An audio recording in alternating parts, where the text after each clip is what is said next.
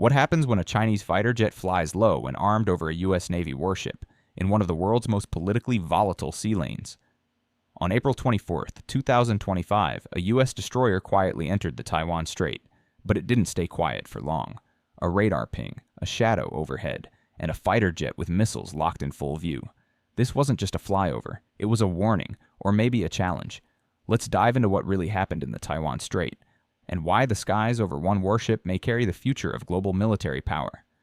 The USS William P. Lawrence, a powerful guided missile destroyer, sailed through the calm blue waters of the Taiwan Strait. Above, the skies were crystal clear, until a fast-closing radar contact broke the stillness. From the east, a Chinese J-11 fighter jet appeared, dispatched, armed, and circling. This wasn't just surveillance. It was a message in motion, and everyone aboard the American warship knew it. The J-11 made wide, deliberate orbits above the destroyer, casting a shifting silhouette over the deck. Its presence was precise, menacing in its silence. There was no direct threat, no warnings transmitted, but its missile mounts and aggressive positioning said everything. The message? We see you. We're watching, and we're ready. But this wasn't just any ship. The USS William P. Lawrence is part of the Arleigh Burke class of destroyers, agile, powerful, and loaded with advanced tech.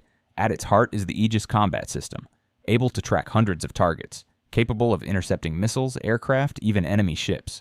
With 96 missile launch cells and weapons like Tomahawks, Harpoons, and SM-6 interceptors, it's a floating fortress, and it's built to fight on air, sea, and below. So why was it there? To prove a point, to assert freedom of navigation. The U.S. Navy regularly sails through the Taiwan Strait. It's not just about movement, it's about principle. No single nation owns international waters, and every transit is a message, one that Beijing doesn't appreciate. It's also a flashpoint sitting between two political systems, two worldviews, and two military superpowers. China views the strait as its own backyard. To them, Taiwan is a breakaway province, and ships passing through the strait, they're unwelcome guests. So when a U.S. warship sails in, the Chinese military responds. Fast, visible, calculated. The Taiwan Strait is more than geography. It's a line between ideologies. Only 110 nautical miles wide, it connects the East and South China Seas. It's a commercial artery, a strategic flashpoint, and in the eyes of the world, it's where East meets. West tension meets risk. The J-11 wasn't the only aircraft that day. Later, Chinese J-15 fighter jets appeared. These weren't land-based. They came from the aircraft carrier Liaoning, a carrier-launched flyover. Captured by state television, broadcast to millions. It wasn't random, it was choreography. Just 10 years ago, China had no aircraft carriers. Today it has 2 in full operation, and a third, the Fujian, is in testing. The Liaoning began as a half-finished Soviet Hulk. Now it's a symbol of national pride, launching fighters, commanding headlines, and it's changing the balance of power in the Pacific. Still, under Xi Jinping, the Chinese military has modernized at breakneck speed. Artificial islands, hypersonic weapons, nuclear missile silos, stealth fighters. It's a buildup designed to project strength and possibly to deter war before it starts. U.S. military simulations reveal a harsh truth. If war breaks out near Taiwan, China holds the advantage. They have proximity, more missiles, shorter supply chains, and the first hours of a fight could be devastating on both sides. Every flyover isn't just for show. It's a high-stakes interaction, a place where the wrong move, the wrong tone on the radio, or the wrong interpretation can lead to disaster. No one wants war. But that doesn't stop accidents. Can a military built to protect a political system also win a modern war? That question hangs in the air every time a Chinese jet flies over a U.S. destroyer. And that's why encounters like these matter, because one day it may not be a drill. Suddenly, the J-11 changed formation. It broke its orbit and dipped low, shockingly low, slicing the sky just a few hundred feet above the USS William P. Lawrence. Below deck, crew members stopped in their tracks. On the bridge, watchstanders locked eyes on the screens. This wasn't routine anymore. This was a maneuver designed to rattle. One slip, one overcorrection, one glitch in control, and that jet wouldn't just be a shadow. It would be a spark. In the Combat Information Center, the crew waited not for orders to attack, but for clarity. Radar operators whispered updates. Electronic warfare teams monitored jammers.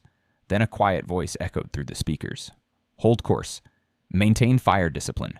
Do not escalate. The weight of those words was real.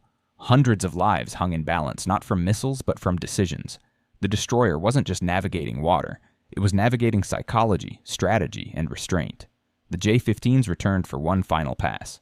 This time the American crew could see the pilots, helmets glinting in sunlight, canopy glass reflecting the waves. The formation held tight, too tight for comfort. Then without a signal, the jets peeled away fast and silent, vanishing into the sky like phantoms. No message, no goodbye, just silence. And in that silence, the crew knew. And this wouldn't be the last time. Far beyond the visible encounter, another battle was playing out unseen, electronic, and constant. Satellites locked in, submarines monitored, surveillance drones circled far out of sight. Both navies were collecting every signature, every frequency, every move. This wasn't just a standoff in the Strait. It was part of a much larger digital chessboard, a war of signals, software, and strategy. And unlike missiles, these weapons never sleep. While the skies were full of tension, the sea held its own secrets. Unknown to many, beneath the waves, an American fast attack submarine was silently trailing the entire operation. Armed with torpedoes and Tomahawk missiles, it listened, recorded, and waited. On the other side, Chinese sonar stations on the seafloor pinged into the darkness, hoping to catch a whisper of metal. This wasn't just about ships on the surface anymore. It was a layered confrontation air, sea, and deep below. Back at command centers thousands of miles away in Pearl Harbor, Norfolk, and Beijing, digital battles were underway. Cyber units monitored satellite feeds. AI-assisted alerts flagged anomalies. Hacked radar logs were being dissected frame by frame. Every image, every intercepted signal, every comms packet could contain clues to tactics, intentions, or weaknesses. It wasn't just a local incident. It was global surveillance in real time by some of the most advanced systems ever built. Tensions hadn't been this high since the Cold War. What if the J-11 had locked radar? What if someone had blinked first? On paper, the U.S. Navy had superiority, but not at these distances. Not this close to China's mainland.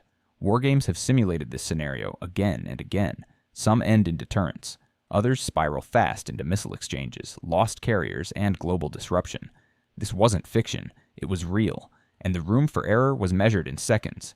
The flyovers ended. The ships moved on. But the message was sent and received. By shadowing the USS William P. Lawrence so closely, China demonstrated its readiness to contest every inch of its claimed waters. The U.S., by refusing to alter course, made its point. International law is not up for negotiation. It was more than muscle flexing. It was a psychological contest, and both sides came away watching and waiting. As the destroyer left the strait and open ocean expanded ahead, the tension didn't fade. Everyone aboard knew this wasn't over. Somewhere another U.S. vessel would make the same transit, and somewhere another Chinese pilot would get the scramble order. And maybe next time, it wouldn't end in silence. Maybe next time, someone will push too far, and when that moment comes, the world will watch, wondering if the calm will hold or if the first shot will echo across oceans. The USS William P. Lawrence's transit through the Taiwan Strait was more than a naval maneuver. It was a message and a test. To some, China's flyovers are a show of strength. To others, they're a sign of rising tension and unpredictable risk. So we'll ask you, is China preparing for a real war or just trying to win one without firing a shot? Let us know what you think in the comments. If you found this video insightful, give it a like, hit that subscribe button, and turn on notifications. This is Beyond Navy, where military history meets high tension. Thanks for watching. See you in the next one.